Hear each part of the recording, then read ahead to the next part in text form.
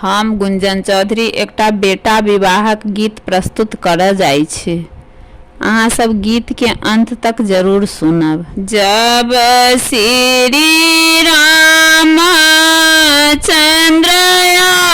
अवधपुर सँ निकलला, बामे दाहिने बाजू कागहे। जब श्री रामचंद्र अवधपुर सँ निकलला, बामे दाहिने बाजू कागहे। उठो भैया लक्ष्मण पोथिया उचारू, कथी बजैया जोड़ा कागहे। उठो भैया लक्ष्मण पोथिया उचारू, कथी बजैया जोड़ा कागहे। राम जी के धोतिया अवधपुर में छूटला, ताहिला बजैया जोड़ा कागहे। राम जी के धोतिया अवधपुर में छूटला, ताहिला बजैया जोड़ा कागहे।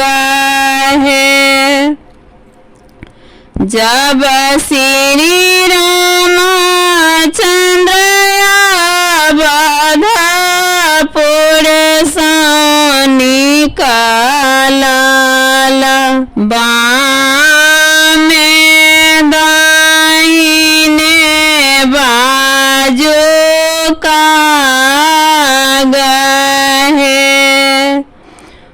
जब श्री रामचंद्र अवधपुर सँ निकलला, बामे दाहिने बाजू कागहे। उठो भैया लक्ष्मण पोथिया उचारू, कथी बजैया जोड़ा कागहे। उठो भैया लक्ष्मण पोथिया उचारू, कथी बजैया जोड़ा कागहे। राम जी के कुरता अवधपुर में छूटला, ताहिला बजैया जोड़ा कागहे। राम जी के कुरता अवधपुर में छूटला, ताहिला बजैया जोड़ा कागा है। जब श्री रामचंद्र अवधपुर से निकला बामे दाहिने बाजू कागा है। जब श्री रामचंद्र अवधपुर से निकला बामे दाहिने बाजू कागा है। उठो भैया लक्ष्मण पोथिया उचारो कथिला बजैया जोड़ा कागा है। उठो भैया लक्ष्मण पोथिया उचारो कथिला बजैया जोड़ा कागा है। राम जी के पगिया अवधपुर में छूटला ताहिला बजैया जोड़ा कागा है। राम जी के पगिया अवधपुर में छूटला ताहिला बजैया जोड़ा कागा है। जब श्री रामचंद्र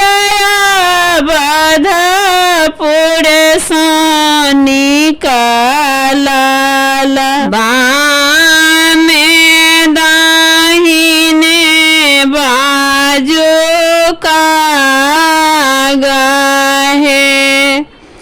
जब श्री रामचंद्र अवधपुर से निकला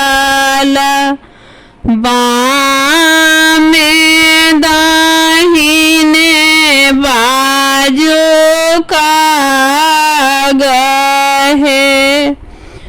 उठो भैया लक्ष्मण पोथिया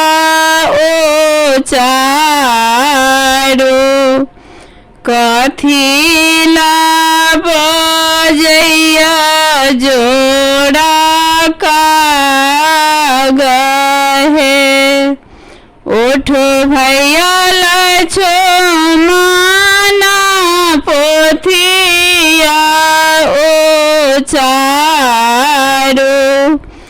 कथिला बजैया जोड़ा कागा है। राम जी के चादर अवधपुर में छूटला ताहिला बजैया जोड़ा कागा है। राम जी के चादर अवधपुर में छूटला ताहिला बजैया जोड़ा कागा